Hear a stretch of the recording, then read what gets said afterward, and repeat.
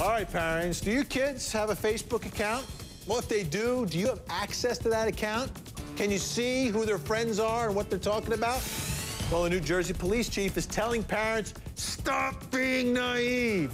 Want your kids safe? Then get some spyware. Get the Facebook password. See what they're not telling you. The chief may already have a big supporter in the First Lady, Michelle Obama. Remember last week on the Today Show?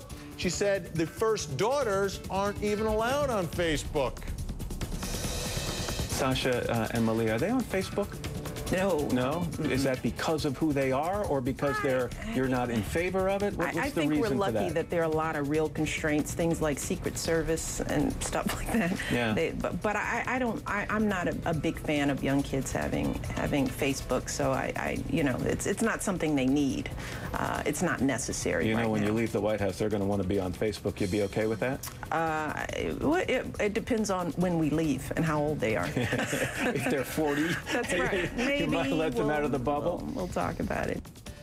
All right, so what do you think? Just a sign of the times to spy, or are we creating kids who don't trust their parents? Joining me tonight, Jeffrey Nadell, president of the National Youth Rights Association, Amy McCready, the founder of Positive Parenting Solutions, and on the phone tonight, Chief James Battelli from the Mahwah, New Jersey Police Department.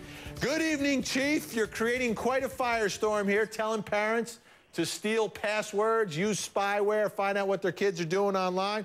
Tell you what, though, you got my attention, and you do have my support, Chief. Explain your position for everybody, why you're doing this.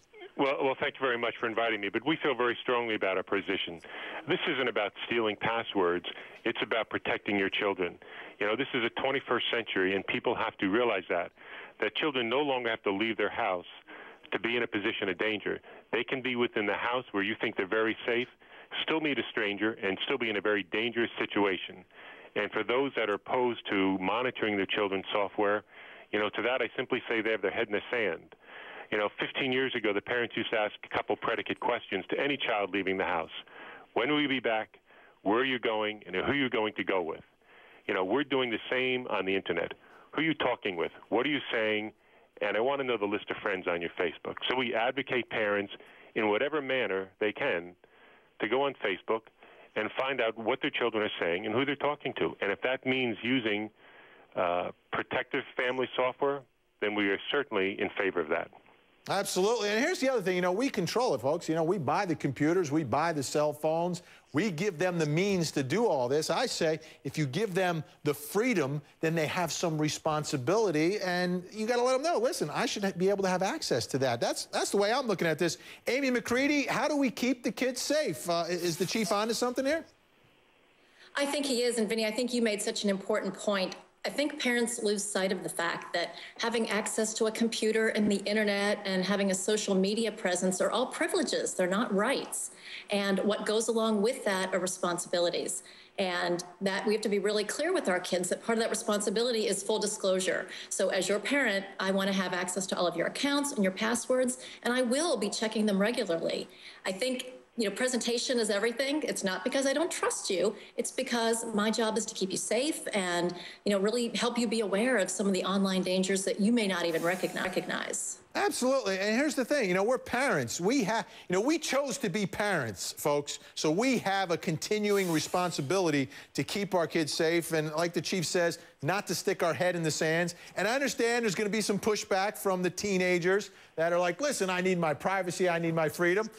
Jeffrey Nadell, Jeffrey, do you understand our position as parents that we are responsible for your safety and we are the ones who brought you in this world? We made that choice, so we have the responsibility to keep you safe, Jeffrey?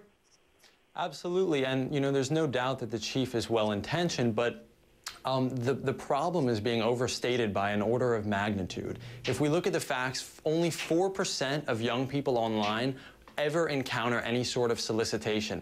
And of that number, 92% of them know exactly what to do, to reject it, to ignore it outright. Now, if we look at actually the numbers here, 42% of young people will go to their parents if they encounter any sort of distressing situation. You may say it's a small number, but 4%, that's a whole lot of kids. And that's a whole bunch of parents who need to keep those kids safe. Let's go to the phone lines tonight, see what the folks at home are saying. Joe is in West Virginia. Good evening, Joe. Good evening. Love to know what you have to think tonight, Joe. Well, I totally agree with the police chief. I think it's more than just worried about being politically correct in the eyes of the public. I'm a parent of 3 children, and I believe that it's not really fine. I think that kids are not intelligent enough as teenagers to make decisions. They don't have no idea who they're talking to. On the other end, it could be a pedophile. It could be anybody. So I think as parents, we ought to be able to spy for the safety of our children. Thanks so much, Joe. Chief, let's talk about that relationship. I mean, you're not just the chief of police, you're a dad.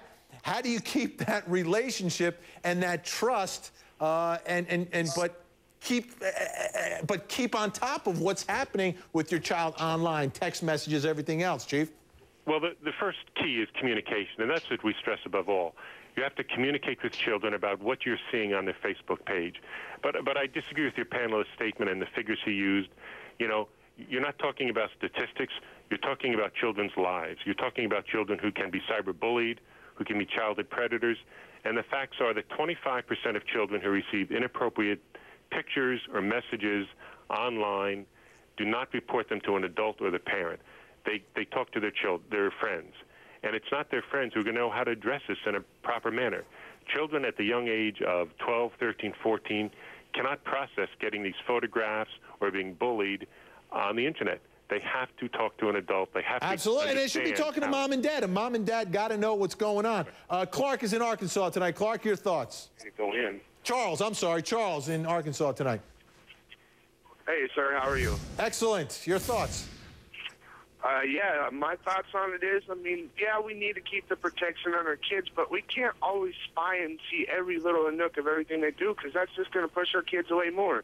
I understand the trust issues, the way things go, but like I was saying, you know, safety is priority one, but you can't always be there to see everything that they do and everything that Thanks so much for the call, Charles, and I'll echo that. Safety first, folks. Thanks to my guests, Amy, Jeffrey, and Chief Patelli. Thank you so much. All right, folks.